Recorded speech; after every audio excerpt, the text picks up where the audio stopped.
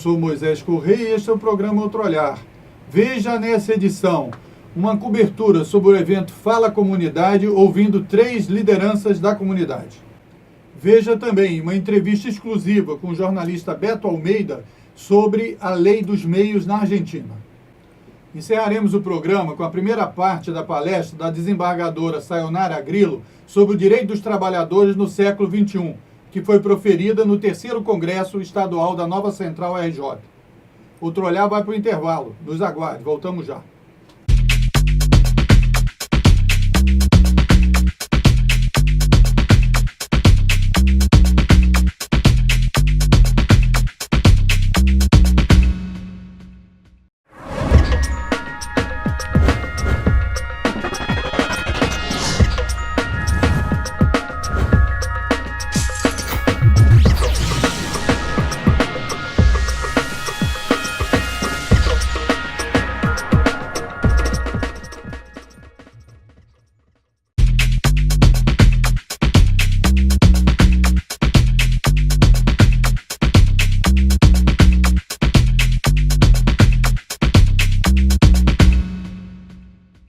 Mostramos agora as entrevistas de Fábio do Borel, de Esteira da Cachoeirinha, e de Tatá de Jacarepaguá sobre o evento Fala Comunidade.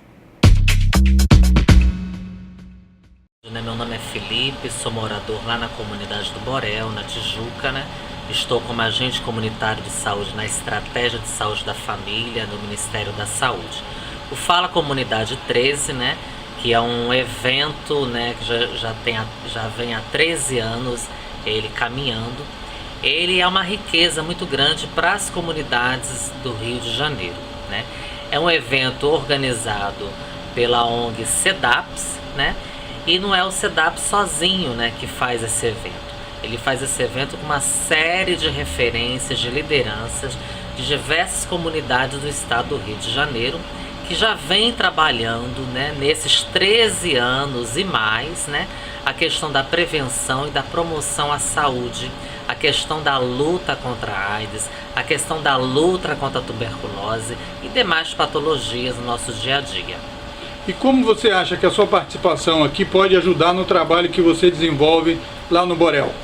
Essa participação a gente absorve muitas informações, né? E essa informação a gente leva para o nosso território, para o nosso campo de trabalho, para os nossos moradores que a gente lida no dia a dia, os nossos jovens, adolescentes, né? E demais segmentos, nossos idosos, né? Ou seja, nesses eventos a gente começa a adquirir muitas informações importantes, coisas inovadoras, né? Para a gente aplicar no território do nosso trabalho. Qual a importância de encontros do tipo 13º Fala Comunidade? É muito importante porque as comunidades se reúnem todo mês. Quando chega no final do ano, eles fazem Fala Comunidade, que faz parte do CEDAPS. O que acontece? É uma maneira de prevenir contra a DST-AIDS, falar sobre prevenção de DST. Da tuberculose agora, que está em evidência, né? No século XXI, a tuberculose está matando ainda, é um absurdo.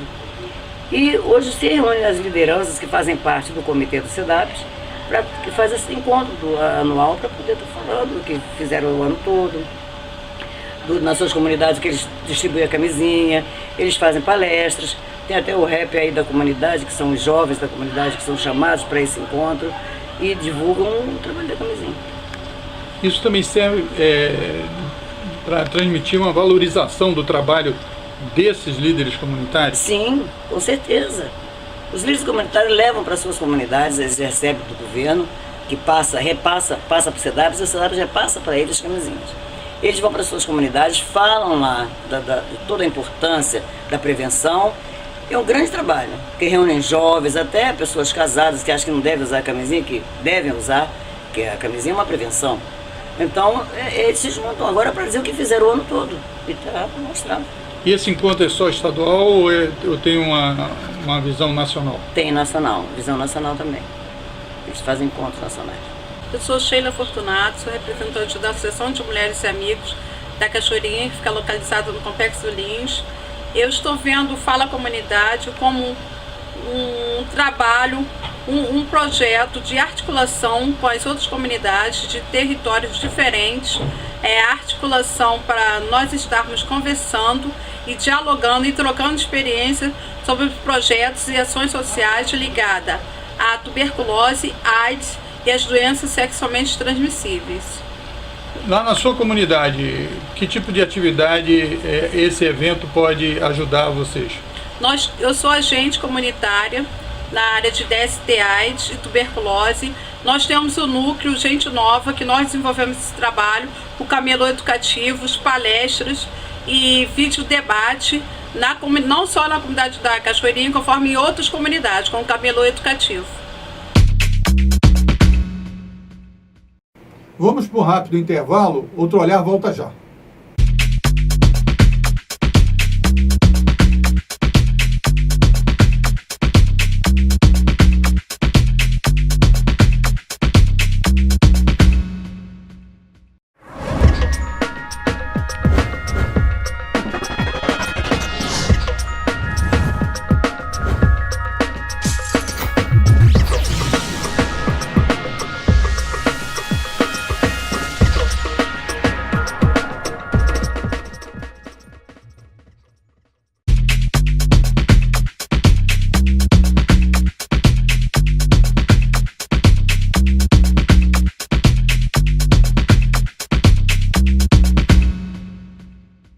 Outro Olhar mostra agora uma entrevista que fizemos com Beto Almeida, jornalista da Telesur, sobre a situação na Argentina, a lei dos meios e a polêmica com o Clarim. A TV Com BR levanta a discussão hoje de um assunto que tomou conta aí do debate em geral no Brasil, na mídia comercial, que é a situação do jornal Clarim. E eu trago aqui para debater esse assunto o diretor da Telesur, o jornalista Beto Almeida, que também é presidente da TV Comunitária de Brasília. Beto, se falou muito sobre a situação do Clarim. Na Argentina está havendo censura ao Clarim? Absolutamente, absolutamente. Primeiro agradecer essa possibilidade de estar aqui na TV Com BR, né? Que é realmente onde se pode explicar. Porque o que ocorre é que esse assunto da comunicação na Argentina vem sendo tão manipulado porque a Globo toma as dores do Clarim. Parece que a Globo está meio preocupada aí. Tá preocupada. Será que vão fazer comigo? Está preocupada, ela está preocupada, porque o exemplo caminha. Você veja bem, Moisés, o Grupo Clarim, ele dominava TV aberta, TV fechada, rádio, jornal, porque não é só um jornal, é um grupo, né? Domina a internet, domina as TVs a cabo. E dominava o papel também, parece. O papel também. E o Papel Prensa, que é uma empresa de papel jornal, foi conseguido pelo Grupo Clarim através de métodos que levaram à morte dos seus anteriores proprietários durante a ditadura da Argentina, porque praticamente a ditadura torturou o antigo dono até levá-lo à morte, e a sua viúva acabou assinando, né, a transferência para um grupo que era ligado à ditadura da Argentina. Então, o Grupo Clarim é um império na Argentina. E a nova lei que foi aprovada democraticamente, a coalizão por uma comunicação democrática fez durante muitos anos, discussão em cada sindicato, em cada grêmio, em cada universidade, em cada associação de moradores, com os indígenas. O Papa, quando não era Papa, chegou a participar de reuniões dessa coalizão de comunicação democrática, apoiou, e até com os militares, né? Houve discussão, porque é claro que a comunicação é um problema de soberania nacional, então os militares também têm que participar. Aqui no Brasil nós convocaríamos os militares para participar. Aliás, o pessoal que está fazendo aí a coleta de assinaturas por uma nova lei de mídia democrática no Brasil, tem que se preocupar em discutir com todo mundo. Não pode discutir só com a esquerda, é um erro. Tem que discutir com os empresários. E lá na Argentina se fez isso, montou-se um projeto, discutiu com os grupos empresariais regionais, as pequenas cidades, né? Porque lá na Argentina o que vinha de Buenos Aires era lei, né? Parecia que que não existia Córdoba, que não existia outras províncias, que não existiam diferentes músicas, diferentes comidas e tal, porque se aplastava, se esmagava a pluralidade da cultura argentina. Então, a nova lei da Argentina, e foi aprovada democraticamente, ela apenas obriga que o Clarim não vai ser fechado, não está sendo censurado, né? O Clarim não está sendo ameaçado financeiramente, nem pela polícia, nem nada. O que o Clarim tem que fazer é se ajustar ao que diz a lei. O que diz a lei? Tem um limite. Você não pode ter...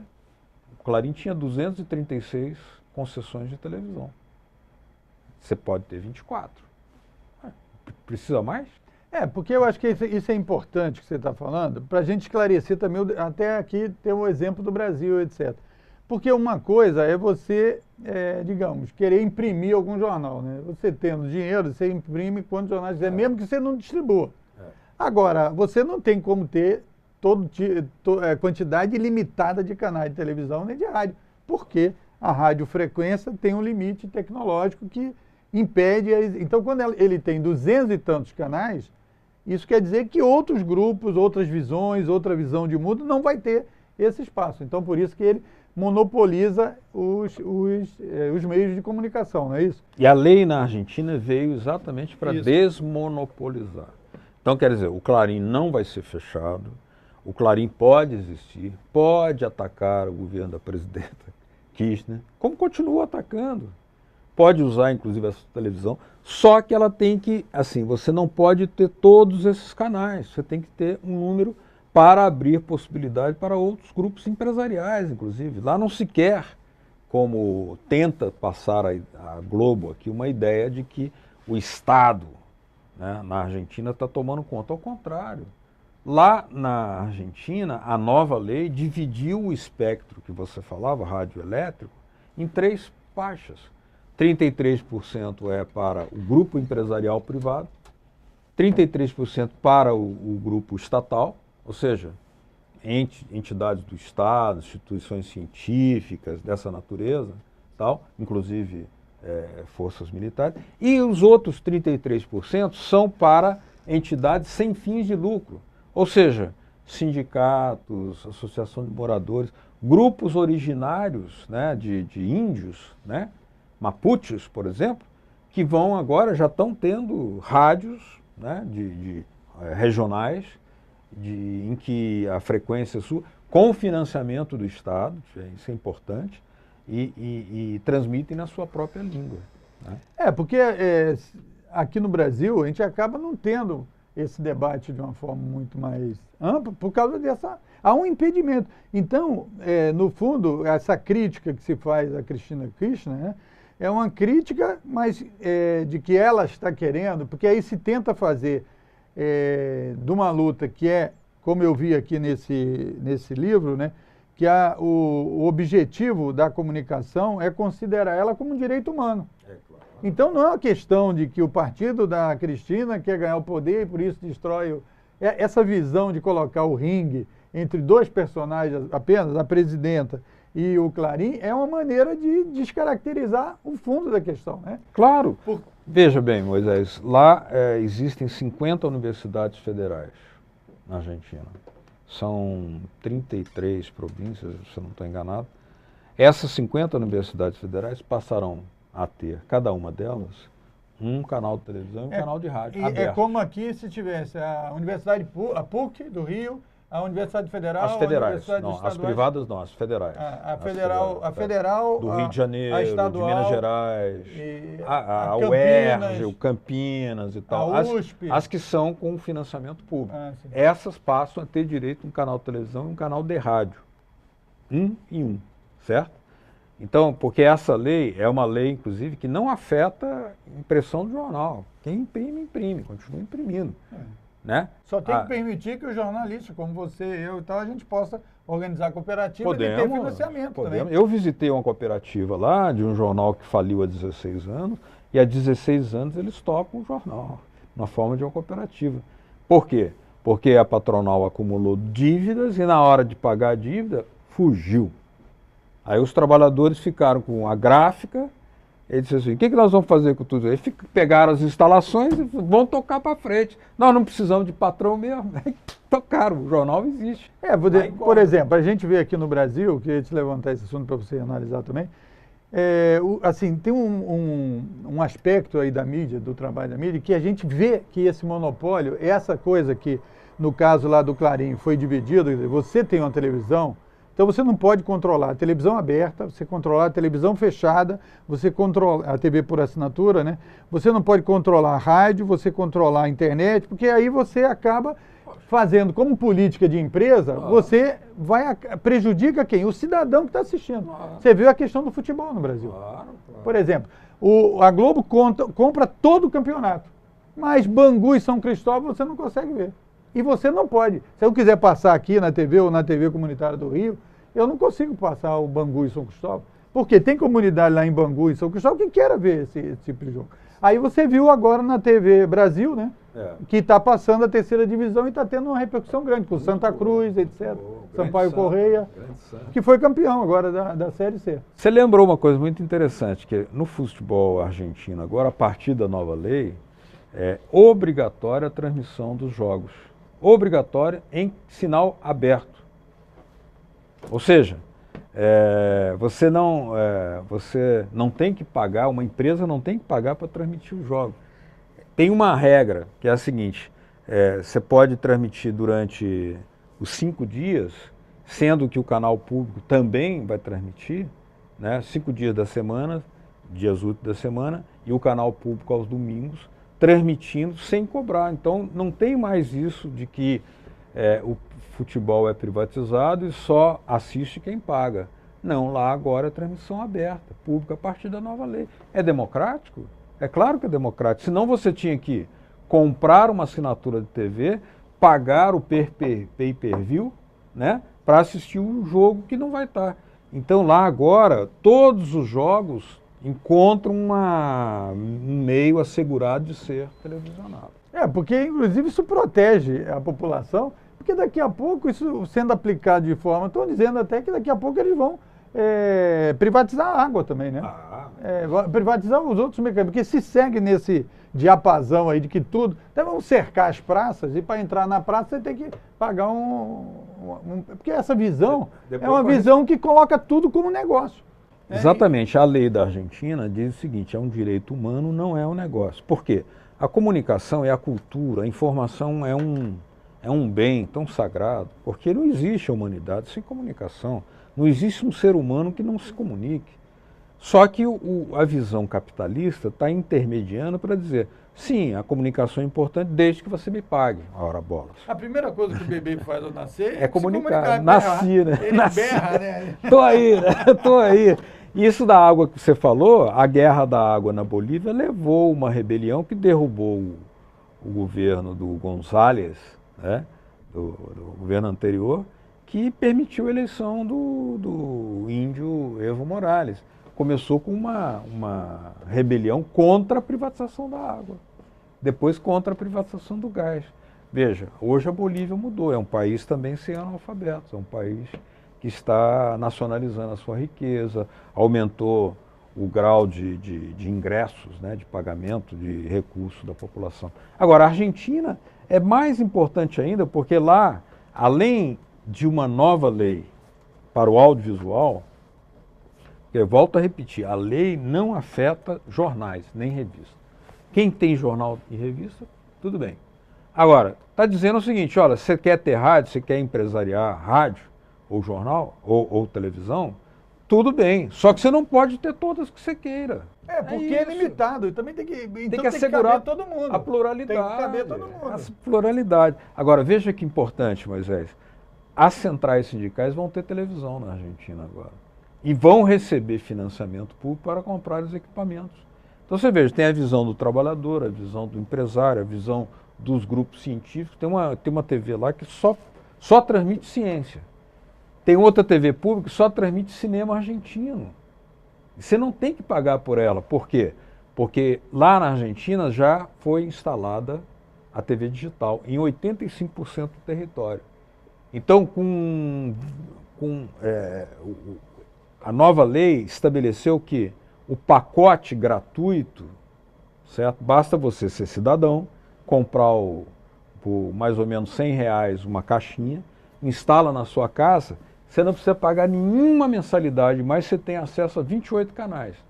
28 canais, um canal de ciência, um de futebol, um de história, um de filme argentino. A Telesur, porque lá na lei, está aqui nessa lei, que os canais do Mercosul são canais que têm prioridade dentro da Argentina. Por quê? Como não é um negócio, a comunicação é um direito humano, a integração ela é necessária, ela é bem-vinda, né, entendeu? Então o Brasil pode ter um canal lá também. É uma coisa que agora é admissível pela lei, como nós gostaríamos de ter. Porque aqui só os canais, nós temos uma grande maioria de canais norte-americanos, né?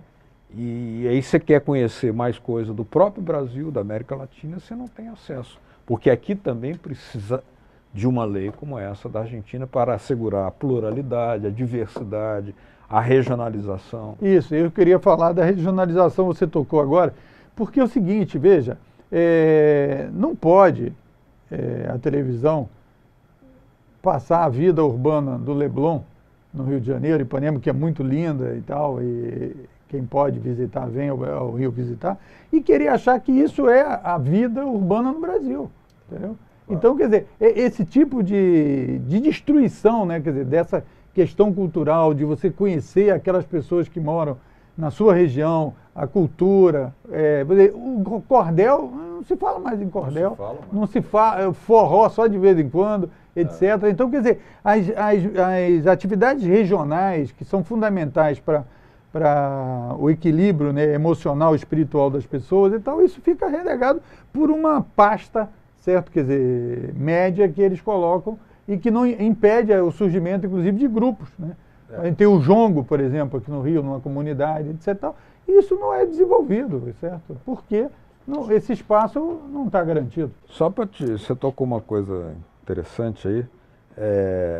Por exemplo, sempre que você concentra num monotema, você tem o perigo de, primeiro, você está silenciando outras realidades, apagando outras realidades, só mostrando aquilo. O governo de Angola reclamou de uma TV brasileira que só transmitia numa hora muito inapropriada aquele programa de crime, sangue, cadáveres, roubo, violência e tal. De tal forma que lá em Angola as pessoas achavam que isso era a realidade brasileira. Existe isso. Mas o Brasil é um país que está aumentando a capacidade de trabalho, de produção, melhorando as condições de vida, reduzindo o trabalho infantil, como reconheceu a própria Organização Internacional do Trabalho.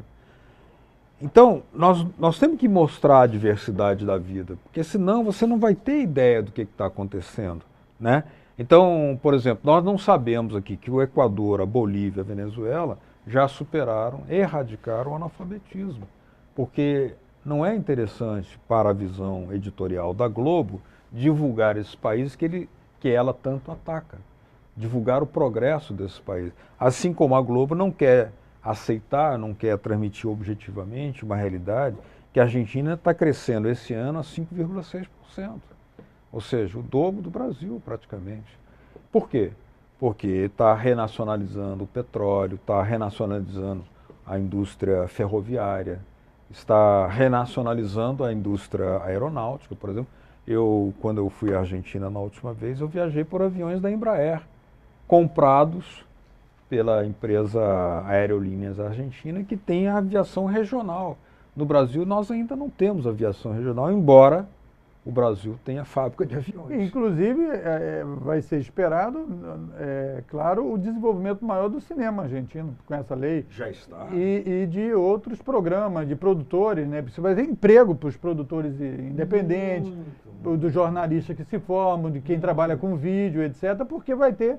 Aqui no Brasil, por pequenininha que foi uma conquista aí da lei da SEAC, que foi só 3 horas por semana, que é um absurdo. 3 horas e meia. 3 horas e meia por semana, precisa ser aumentado, mas só essas 3 horas e meia já mexeu com alguma coisa. Por exemplo, um vídeo, um filme muito importante, o Carne e Osso, que é uma denúncia da vida dos trabalhadores em frigorífico, certo?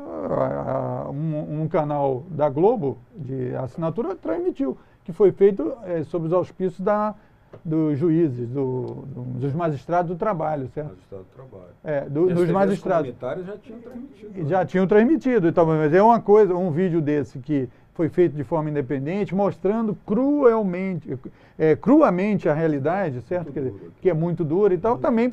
Então você permite, quer dizer, não criar uma fantasia. Porque exatamente. Não é uma coisa de defender grupo X ou Y, ou de censura, como eles disseram, mas é de mostrar a realidade como ela é. Uma forma de censurar é ignorar, né? Exatamente. Você não fala... O silêncio, né? O silêncio. Aliás, existe uma norma, né, que é a pior opinião é o silêncio. A pior opinião é o silêncio. Então, por exemplo, tudo isso que você dizia, para ser divulgado, você tem que assegurar diversidade e pluralidade. Alguém gosta de música, outro gosta de ciência, outro gosta de história. Então você tem que ter uma gama diversa de canais que atenda à preocupação das pessoas, porque o ser humano ele precisa de um desenvolvimento intelectual que é multifacético. Ninguém gosta só de uma coisa. Você não pode, ao mesmo tempo, padronizar e oferecer, por exemplo, uma música de baixo nível, né, que ignore a riqueza da música popular brasileira, que é multifacética, como o jongo, o forró, o choro e tal, se não tiverem canais especializados, né? Não pode mostrar só sertanejo. E também na política.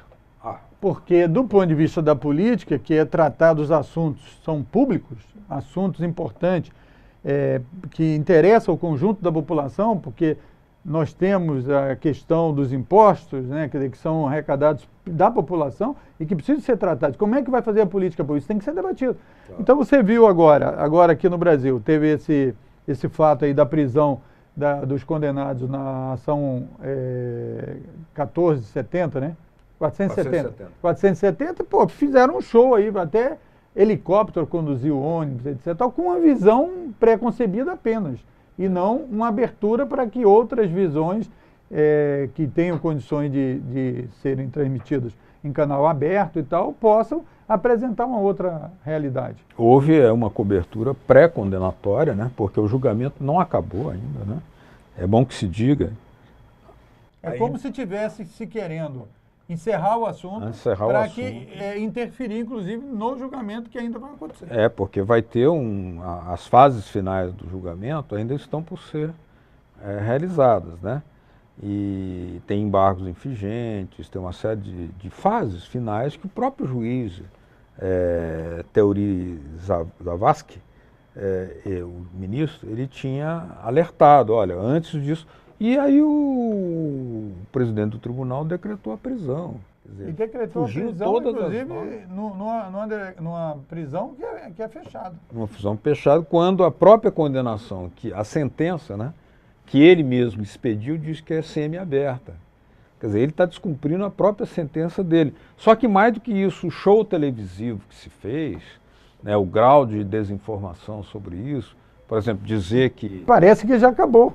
Parece que já acabou. Primeiro não acabou. Depois que muitos elementos que poderiam provar a inocência de várias das pessoas que estão ali, não foram ao julgamento, até hoje.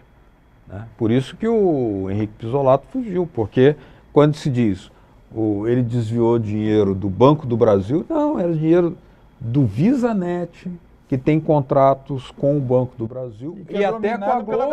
Até com a Globo. E é uma empresa privada. Aí se diz, aqui está a prova de que houve desvio de dinheiro público. Não há prova.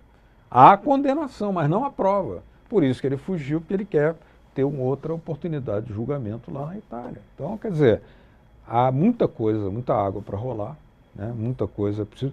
Mas o alerta que você dava é o seguinte: nós não podemos deixar que os meios de comunicação sejam controlados por uma única visão, porque corremos o risco de induzir toda a população a acreditar num fato que não é real.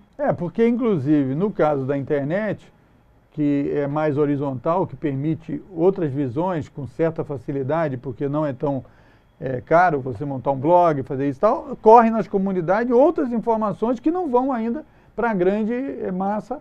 E a internet, por mais que é uma coisa extremamente positiva, ainda não atinge mais do que 20% da população, certo? Quer dizer, que tenha condições de acessar as informações e ver todas as coisas. Porque uma coisa é você ter uma...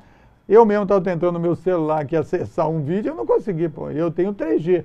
certo? E não consegue. E o 4G também ainda não consegue ter uma qualidade de transmissão efetiva e tal. Que é a Telebrás, que o Lula refundou a Telebrás, ela está esvaziada hoje pelo governo atual e em função de privilegiar as telecomunicações privadas. Então, a internet hoje é cara e lenta no Brasil.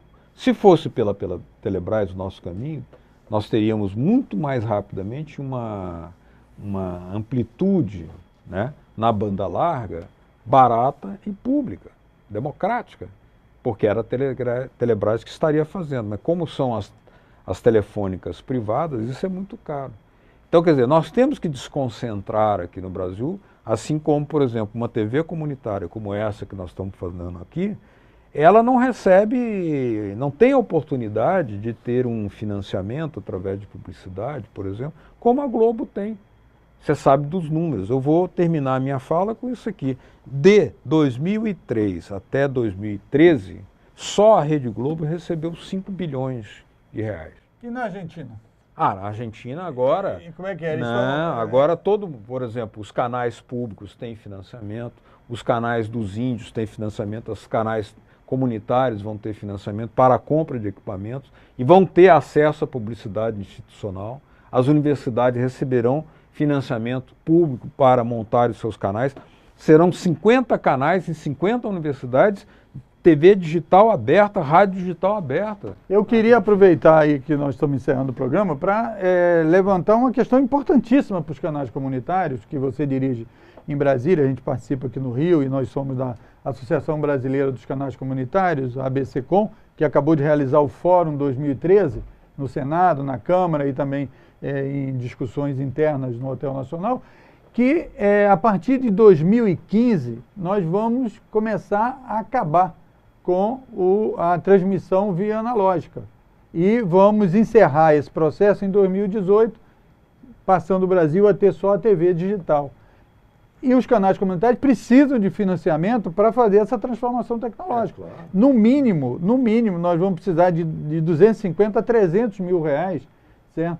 Para cada canal comunitário.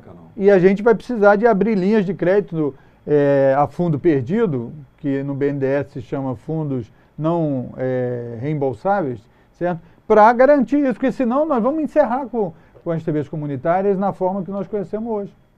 Alguém pode achar que isso é uma mamata das TVs comunitárias. Eu vou dizer que não. Por exemplo, quando nasceu a Globo recebeu dinheiro ilegal do grupo Time Life, porque a Globo veio para apoiar a Revolução de 64. Então ela se inicia com uma operação financeira irregular, com dólares, para a compra de equipamentos. Agora, todos esses outros grupos, quando se fundam, quando se instalam, recebem financiamentos do governo. E o caso de uma TV comunitária, que já não é uma atividade econômica com fim de lucro, mas é com fim social. Com fim cidadão, né? Ela se enquadra no lance, assim, no espectro da economia solidária, mas ela pode gerar não apenas uma movimentação da cultura, uma movimentação da pequena economia, né, das pequenas micros e pequenas empresas, assim, como, sobretudo, a sua renda se mede em cidadania e informação democratizada. Elas têm o direito de receber um financiamento público, até porque o Estado reconhece, através da lei, que sancionou, né? Se o Estado sancionou a lei, ele não pode depois criar uma situação de inviabilidade financeira para a existência de uma atividade de TV comunitária que o próprio Estado sancionou, mas seria uma contradição absurda. Então, quer dizer, nós podemos cumprir uma função de democratizar, de ajudar a pequena economia, a economia solidária, os artistas, aos contadores de história, às comunidades, aos comunicadores populares, mas para isso, assim como grandes empresas recebem financiamento, os mineiros, por exemplo, têm a sua dívida perdoada a cada momento, né? Nós nunca tivemos essa oportunidade, né? Pelo contrário, as TVs comunitárias, mesmo sem receita, pagam suas dívidas, pagamos nossos impostos, mantemos a nossa atividade a duras penas, só que para fazer a mudança de tecnologia para o digital, é preciso a compra de equipamentos. E o Estado tem a obrigação de ajudar. Beto, muito agradecido pelos seus esclarecimentos, a sua visão e essas informações que você trouxe sobre a Lei de Comunicação Democrática da Argentina, a Lei dos Meios, que também já foi assunto aí na mídia comercial, mas agora aqui tratado de uma forma mais profunda e mais verdadeira. Muito obrigado pela sua presença e agradeço aí a sua companhia. Até o próximo programa.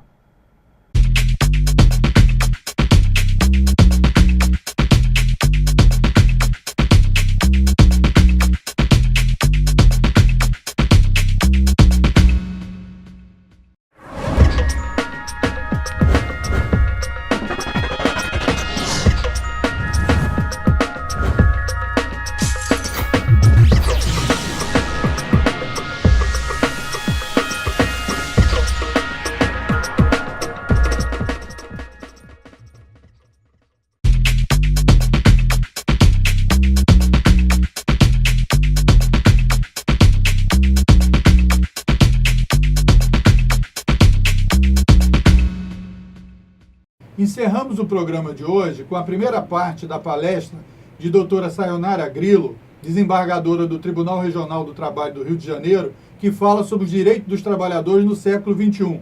Ela fez essa palestra no 3º Congresso da Nova Central RJ. Antes de mais nada, para mim é uma alegria, gostaria de saudar, então, os senhores e a Nova Central Sindical dos Trabalhadores por esse congresso, nas pessoas do senhor presidente, Sebastião José, presidente Calixto, e dizer para mim que é sempre uma satisfação poder estar falando sobre direitos, lei para trabalhadores, né? Agradeço aqui e faço meus cumprimentos também às mulheres presentes, na figura da advogada doutora Marinês Trindade, que muito bem sustenta perante o Tribunal Regional do Trabalho da Primeira Região, a qual tenho a honra de integrar como desembargadora do trabalho. O tema que nos chama, o tema para o qual nós fomos convidados a nos manifestarmos hoje, é a CLT, a Consolidação das Leis do Trabalho, em seus 70 anos, e os direitos dos trabalhadores no século XXI. Para falar sobre esses direitos, gostaria de fazer um breve retrospecto histórico sobre as razões da permanência da CLT em seus 70 anos, e quiçá que comemoremos os 90, os 100, os 140 deste instrumento legal que é efetivamente a verdadeira carta da cidadania do trabalhador brasileiro, e que, por mais que tenha sido mutilada em alguns aspectos, permanece sendo um elemento fundamental para a civilização das relações de classe, para a diminuição da injustiça que ocorre no mundo do trabalho. A consolidação das leis do trabalho, ela, todavia, não foi o primeiro instrumento, não foi a primeira carta de direitos dos trabalhadores no Brasil. E é importante dizer que antes mesmo da CLT ter sido editada na década de 40, e mesmo antes da Revolução de 30, muitas foram as lutas dos trabalhadores para a aquisição de direitos. Desde o início do século passado, 1903, 1907, 1917, no Brasil existiram, inclusive, congressos sindicais, organizações sindicais ainda pequenas, incipientes, iniciais, que lutaram pela construção de um direito, que lutaram por direitos como, inicialmente, por uma limitação da jornada de trabalho, que lutaram para que as crianças não trabalhassem,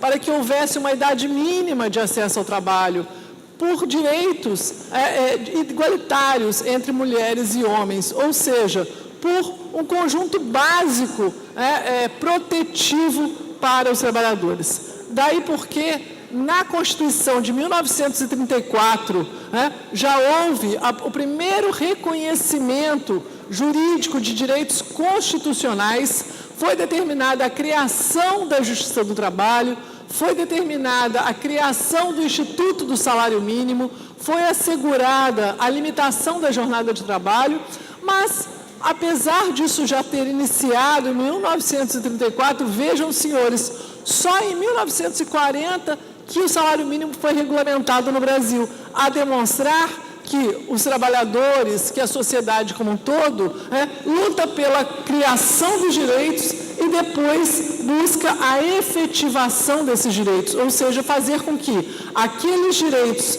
que foram vertidos para a norma jurídica, para a Constituição e para as leis, possam também ter efetividade, serem cumpridos no cotidiano, no dia a dia dessas relações de trabalho. Então, há todo um movimento por constituir um direito, adquirir um direito, e todo um outro movimento tão importante quanto por fazer valer aqueles direitos.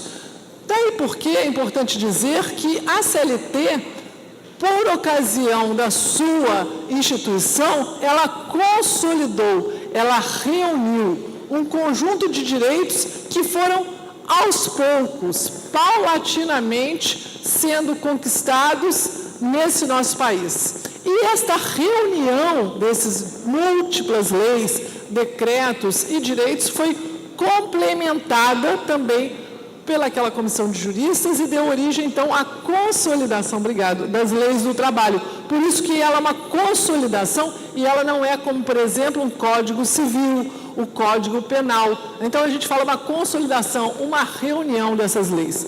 E, ao passar dos anos, essas leis foram sendo alteradas.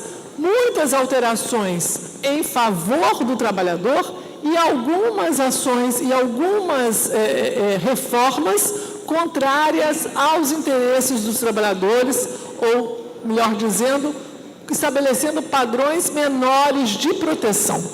Então, eu vou rapidamente falar sobre algumas dessas importantes mudanças para projetarmos, talvez, o cenário dos direitos dos trabalhadores no século XXI e quais os desafios que se colocam para a ampliação desses direitos. É importante dizer, por exemplo, que a CLT trouxe o direito a um descanso semanal, mas a remuneração desse descanso, por exemplo, o direito de o trabalhador ter um dia na semana para descansar de modo remunerado, só vem como direito na década de 50.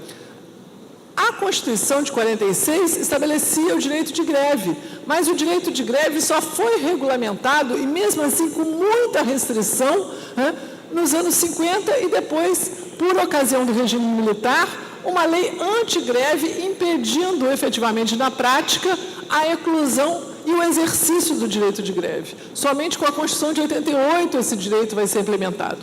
Um outro exemplo que nós colocamos de ampliação de direitos também vai acontecer somente nos anos 60, no momento anterior ao golpe militar, ao regime militar, quando houve a extensão de direitos aos trabalhadores rurais. Por quê? Porque a CLT, em suas origens, ela não era estendida para os trabalhadores rurais, que eram, naquela época, a maioria dos trabalhadores brasileiros. Também não era estendida às trabalhadoras domésticas e aos trabalhadores domésticos. Então, uma parte dos trabalhadores lutava por fazer valer a CLT. E uma outra parte dos trabalhadores sequer a proteção da CLT tinha. Daí porque é expressivo o momento dos anos 60, anteriores ao regime militar neste país, quando os trabalhadores conseguiram dois direitos importantes. Digo, o Estatuto do Trabalhador Rural, que depois vai ser reformado e vai ser modificado em 1971, e o 13º salário, que foi uma conquista do início dos anos 60, posto que o 13º salário não está na CLT, ele está numa lei à parte que acresce o direito à CLT. Mas por que eu estou dizendo tudo isso? Para que os senhores tenham sentido dessa transformação, desse processo histórico, dessa mutação em termos de direitos que ocorre sempre que os trabalhadores, que ocorre em geral em momentos em que os trabalhadores estão organizados, tanto do ponto de vista, né, das suas entidades representativas e sindicais, como também com uma representação, inclusive no plano parlamentar, que lhes permitam, né, a aquisição no Congresso Nacional desses novos direitos. É importante dizer também, então, que esse processo de regulamentação de direitos, ele também ocorre na década de 70, o trabalhador doméstico tem a primeira regulamentação, mas muito restrita, nos anos 60, no final dos anos 60, os trabalhadores têm uma primeira séria redução de direitos assegurados na CLT, com a chamada flexibilização, essa palavra que, apesar de muito bonita, na prática, o seu conteúdo significa, né, afastar a norma legal, afastar uma garantia em determinados casos. E por que eu digo que foi no final dos anos 60 que esta flexibilização veio? Por quê? Porque a introdução do que hoje nós conhecemos, o FGTS, não é isso?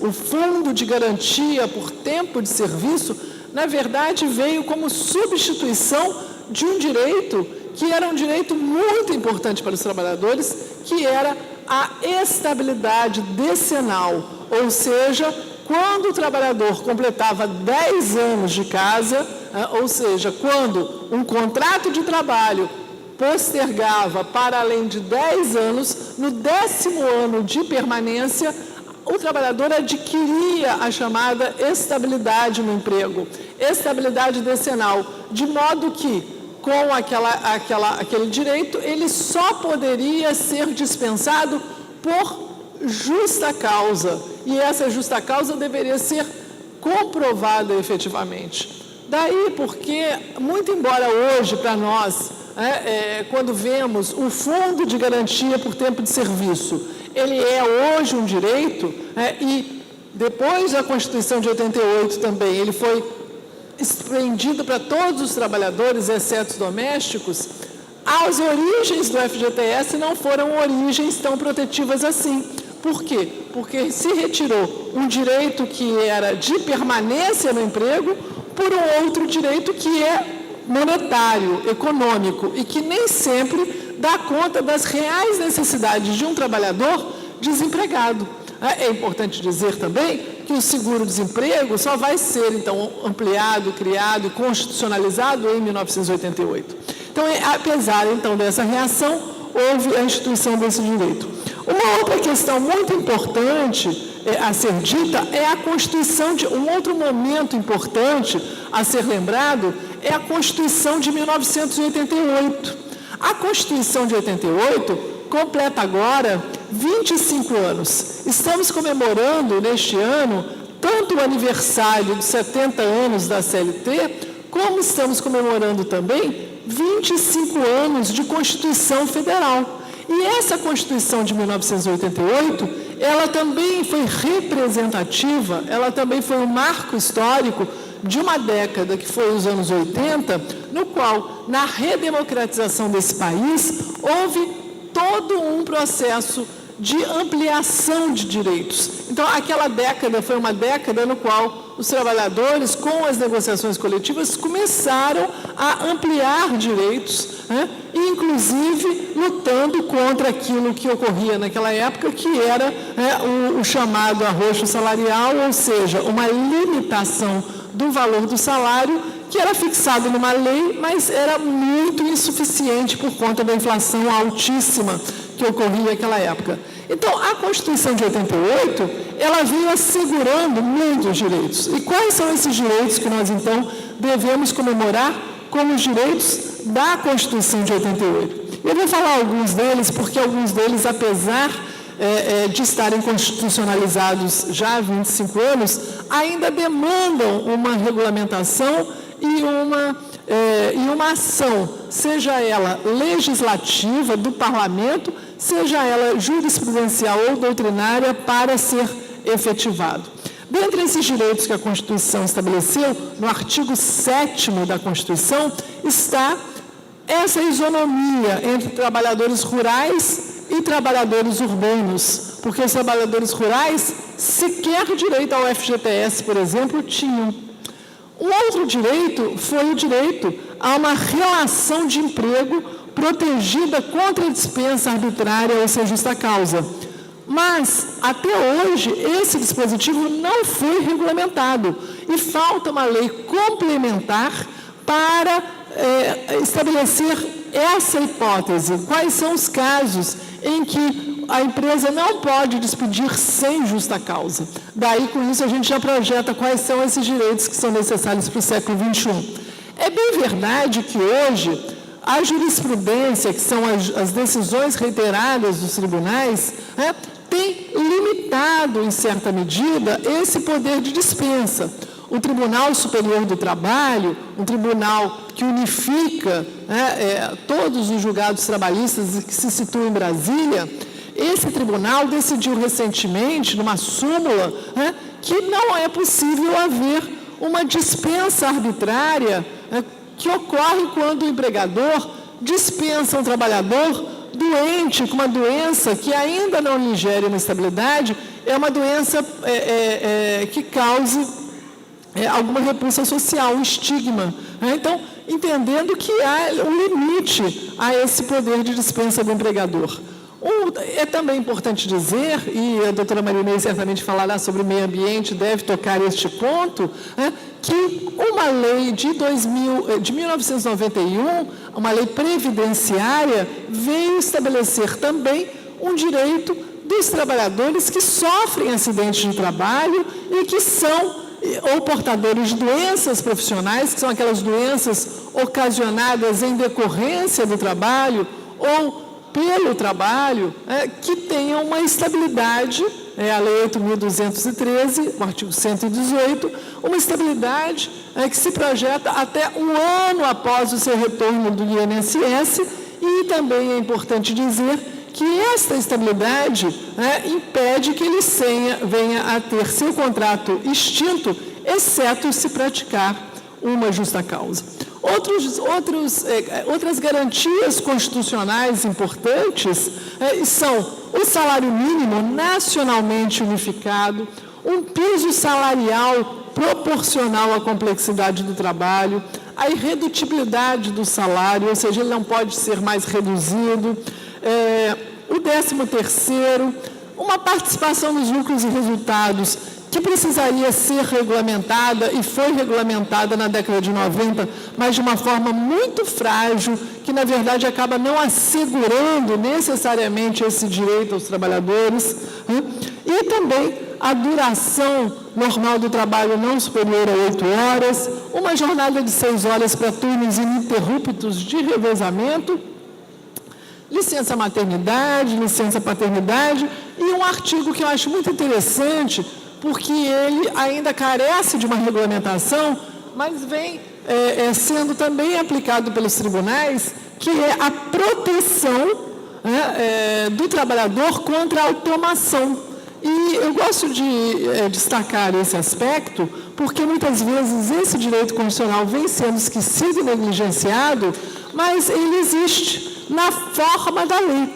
E esta lei não veio ainda, e é um espaço importante para que as entidades sindicais dos trabalhadores, com representação inclusive no Congresso Nacional, ainda que indireta, possam se dedicar a regulamentar a proteção do trabalhador em face da automação.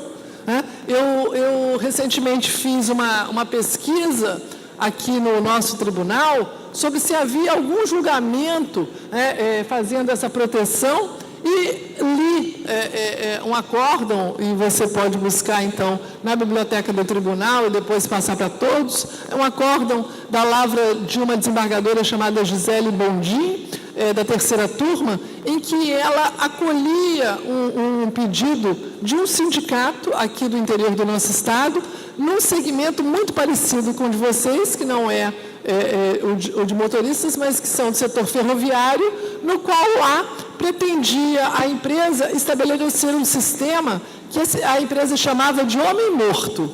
O que era o sistema de homem morto? Quer dizer, não sei se foi a empresa que assim o determinou, ou se foi a prática que diziam, enfim. Era um sistema pelo qual se introduzia naquela máquina, né, no equipamento de segurança, um dispositivo pelo qual a máquina frearia automaticamente, frenando o trem, tá, para evitar acidentes em caso de o maquinista ter algum problema pessoal e não conseguir conduzir aquele vagão, aquele trem. E o objetivo era substituir o ajudante, entendeu? Ou seja, o objetivo era, com a nova tecnologia, estabelecer um sistema pelo qual fosse desnecessário o auxiliar do maquinista, exigindo que o maquinista, todavia, pressionasse um botão durante todo o dia da sua jornada, ininterruptamente. Por quê? Porque se o botão não fosse acionado, esse mecanismo de frenagem automaticamente pararia o trem. Por isso que talvez apelidaram, não sei os motivos, isso o acórdão não esclarece, de sistema de homem morto, no sentido de que se a única pessoa que estivesse conduzindo aquele trem tivesse um problema, haveria um freio. Então, naquele caso, foi interessante esse acórdão, porque a desembargadora, não é que nós não estamos para falar de casos, mas para falar de decisões, né, e de direitos dos trabalhadores, entendeu aqui o tribunal, eu não sei como se está em Brasília, mas entendeu o tribunal que seria impossível substituir, entendeu? Substituir, com aquela automação, substituir aquela vaga. Por quê? Entendeu aqui o tribunal que a proteção dos trabalhadores em face da automação estaria ali, auto-aplicável, e que naquele caso específico, não são todos os casos, mas que naquele caso específico deveria haver uma atuação do Poder Judiciário. Por quê? Porque aquele mecanismo de automação gerava potencialmente danos à saúde do maquinista e também danos à população, porque o risco daquele sistema não justificaria a economia e o custo de redução de custo. Então, entendeu-se que, vejam, senhores, não é que o direito possa impedir a automação. Isso o direito não vai fazer. Mas o que o direito pode, é impedir que a automação crie uma desproteção tal para os trabalhadores que afete, inclusive, a sua vida, a sua segurança, com doenças, também por conta do estresse que é acionar aquele mecanismo durante todo o tempo, muitas vezes nem tempo para ir fazer as suas necessidades ou ter o seu descanso se tem. Então, avançando então aqui, fazendo uma pausa para dizer que, na verdade, essa é uma questão ainda a ser enfrentada, Quer dizer, quando se pensa na automação, por exemplo, por que não exigir que as empresas primeiro estabeleçam um critério social, Por exemplo, primeiro automatizando segmentos que são penosos, insalubres, perigosos. Então, essa é uma questão, porque a tecnologia está aí para ser a serviço das pessoas e não contra as pessoas. Mas vou falar, então, prossigo nos outros direitos. O aviso prévio proporcional, recentemente regulamentado, a redução dos riscos inerentes ao trabalho, o reconhecimento das convenções coletivas, a proteção, a proibição a diferenças de salários, de exercícios de funções e de critério de admissão por motivo de sexo, idade, cor ou estado civil. E a Constituição de 88, todavia, avançou naquele momento, estabelecendo alguns direitos para as trabalhadoras domésticas. A segunda e última parte da palestra de doutora Sayonara Grillo mostraremos na próxima edição. Outro Olhar vai ficando por aqui. Até a próxima edição. Tchau.